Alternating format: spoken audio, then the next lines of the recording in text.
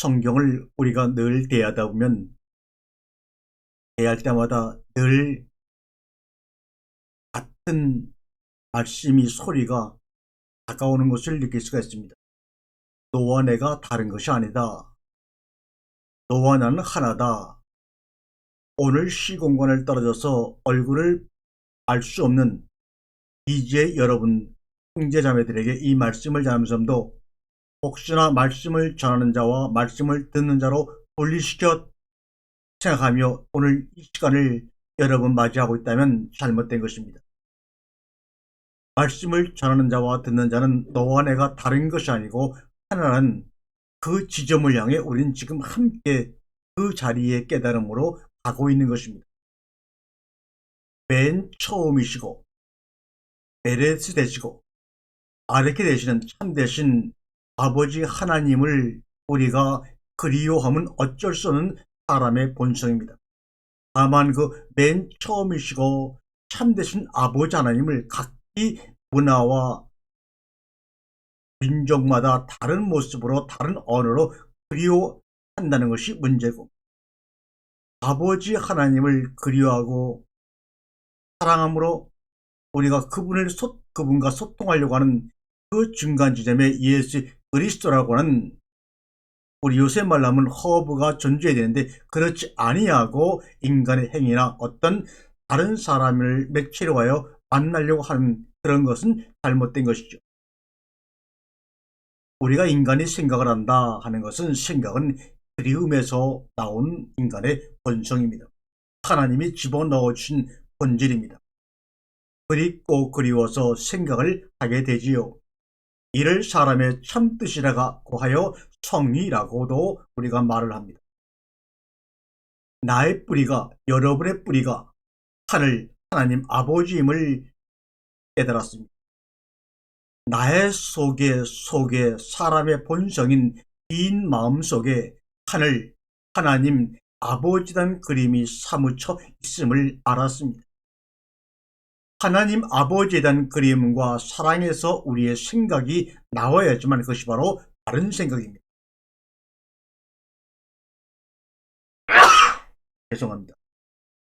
과학은 하늘의 평면의 사물을 비추어 본 것이고, 철학이라고 하는 것은 하늘의 깊이에 비추어 본 것이며, 우리가 말하는 종교는 하늘과 사귀는 것입니다. 땅에서 올라온 양분과 하늘에서 내려온 빛이 열매 속에서 하나로 결합되어 우리에게 양식이 되듯, 하늘소리와 땅소리가 그 속에서 결합되어 모든 시대를 죽음에서 건져내어 새 문화, 새 생명으로 부활하게 하시는 영원한 역사의 메시지는 바로 주님이 말씀하신 그 씨앗 속에 숨어 있습니다. 생명의 씨앗입니다. 우리의 마음은 바로 그 씨알입니다. 떨어져 여무는 씨의 알, 모든 자람의 시작이면서 끝자리입니다. 우리 성경에 너희가 진정 믿음이 있거든 이 산을 명하여 저 바다에 빠지라면 그리 될 것이다 라는 얘기를 듣고, 그래 믿음을 가져야 돼, 믿음을 점점 강대하게 키워나가야 돼, 주여 믿습니다.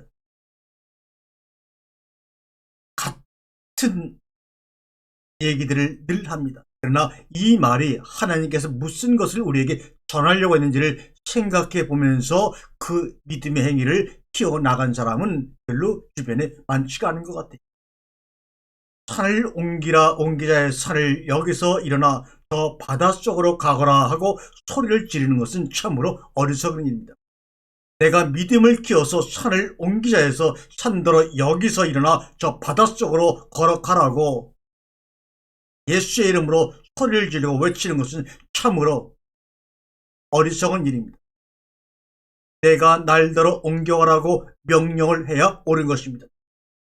이 내 앞에 엄청난 산이 절벽처럼 가로막히기 때문에 그 절벽을 옮기라고 하는 것이 아니라 내가 날더러 옮겨가라고 명령해야지만 참으로 이치를 깨달은 사람입니다. 왜냐하면 모든 것을 가로막는 태산은 바로 나라는 나산이기 때문입니다. 그러면 어디로 옮겨가란 말인가? 하나님께로다 이 말입니다. 믿음이라고 하는 것, 너희가 믿음이 있으면 이라고 하는 믿음이란 말은 하나님과 내가 하나됨입니다.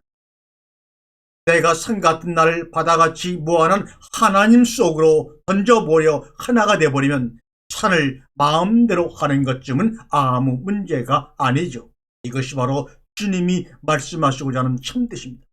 믿으면, 이 말은 너희가 믿으면, 이 말은 너희가 나와 하나가 되면, 하나님 아버지와 하나가 되면 된다 이 말입니다. 그 산과 너희가 하나가 된다 그 말입니다. 너희가 하나님 바다같이 무한한 하나님 안으로 너희가 들어가 하나가 되면 그 하나님이 주신 피조물도 너와 그 안에서 하나가 된다 그 말입니다.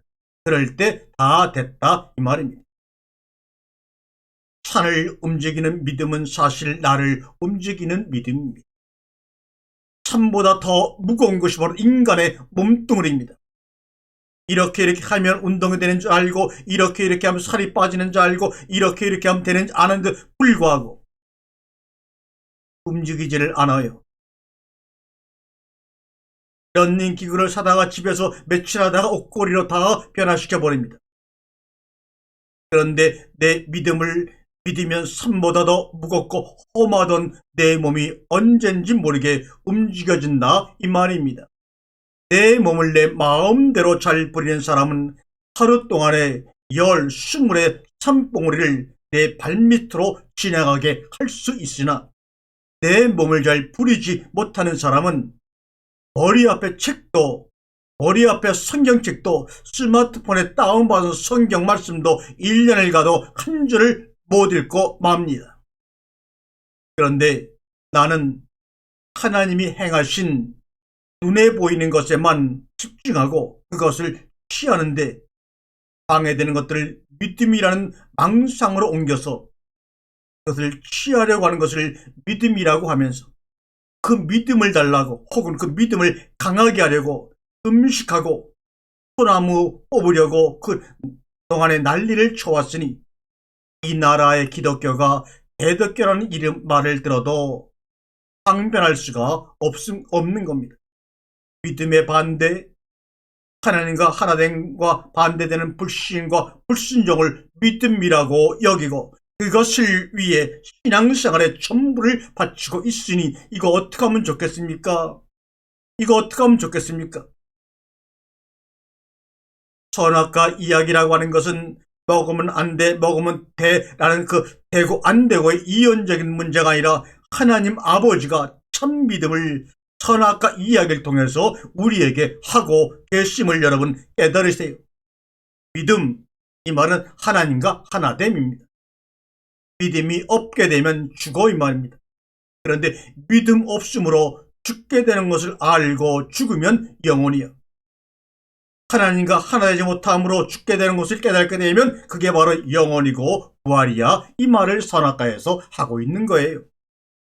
이것이 바로 선악을 알게 하는 나무를 먹는 거야 라고 말씀을 드립니다.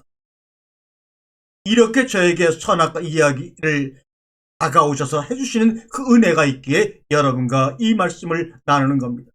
그러면 선은 무엇고 악은 무엇인가? 선, 우리가 말하는 믿음이라는 것, 아버지 하나님과 하나됨이 선이요. 다른 말로 말하면 믿음입니다. 악, 불순종, 이것은 하나님 아버지와 분리되는 것이 악이요, 불순종이요, 죄입니다. 그러면 우리가 죄라고 하는 것, 원죄라고 하는 것은 다른 말로 말하면 믿음이 없다는 말이요, 하나님 아버지와 분리되어 있는 것을 말하는 겁니다.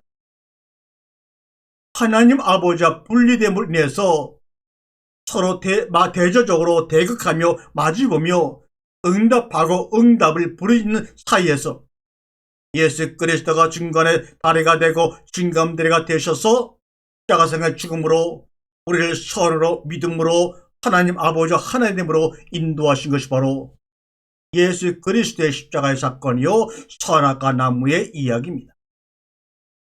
그러므로 제가 서두에 말씀을 드렸던 것처럼 당신과 나는 다른 사람이 아닙니다. 나의 또 다른 모습이 바로 당신입니다. 말씀을 전하는 저의 또 다른 모습이 듣고 있는 바로 여러분 자신입니다. 여러분이나 저나 모두 다 한 나무에서 핀 꽃입니다. 우리는 모두 다 생명나무에 핀 꽃들입니다. 이 꽃잎이 떨어지면 열매가 맺습니다. 그것은 바로 생명이 맺히는 겁니다.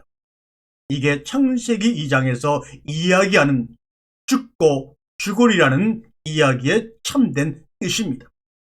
즉 진리의 완성이 된다는 것이지요. 선악을 알게 하는 나무라는 것이 무엇을 말씀하시는 것인지를 깨닫게 되면 꽃이 떨어지면 그것으로 없어지는 것 같으나 내 인생이 실패되는 것 같으나 그러나 그 속에서 열매가 맺습니다. 그게 바로 믿음이고 영혼입니다. 열매를 취한다고 하는 것은 한 나무를 전체로 먹는 것입니다. 선악으로만 생명으로만 먹는 것이 아닙니다. 또한 먹힘을 당하는 겁니다. 제가 오늘 이렇게 하나님 말씀을 전하고 양식을 나누는 것은 바로 이러한 모습을 통해서 여러분이 저를 먹는 것이요 저는 여러분에게 먹힘을 당하는 것입니다. 예수 그리스도가 저에게 먼저 말씀으로 다가오셔서 나에게 먹힘을 당함으로 내가 그분과 하나가 되었듯이 제가 오늘 시간에 말씀을 통해서 여러분에게 먹힘을 당함으로 여러분은 저를 먹으심으로 여러분과 저는 다른 것이 아니라 하나입니다. 꽃이 떨어지고 열매가 먹힘을 당하나 그것은 끝이 아닙니다. 겉으로 드러난 눈으로 보이는 영혼의 모습입니다. 우리가 좋아하는 김춘수 시인이 있습니다. 특별히 그분이 지은 시 중에서 꽃이라는 시는 웬만큼 한두 절은 다 기억합니다. 함께 기억을 상기시켜 볼까요? 너의 이름을 불러주기 전까지는 너는 한나의 몸짓에 불과했다. 내가 너의 이름을 불러주었을 때 너는 내게 꽃이 되었다. 또다시 한번 이름을 불러주었을 때는 꽃이 떨어져 생명을 주는 열매가 되었다. 맞습니다. 하나의 신 하나님을 믿고 하나의 세계로 우리는 들어가고 있는 것이 바로 오늘 이 시간 저와 여러분입니다.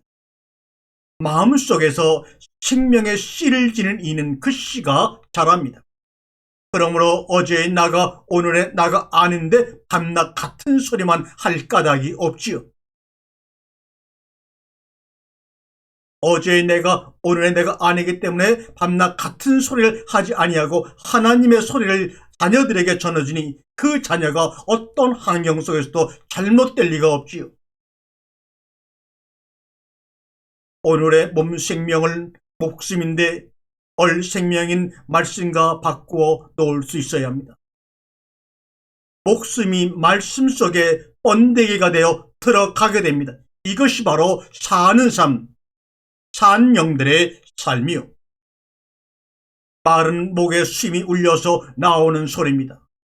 인생의 목적은, 여러분이 사는 목적은 목숨을 말씀으로, 말씀을 얼씀으로 바꾸자 이겁니다. 몸 생명이 영얼 생명으로 목숨이 말씀으로 바뀌어야 참된 삶을 살아가는 것입니다.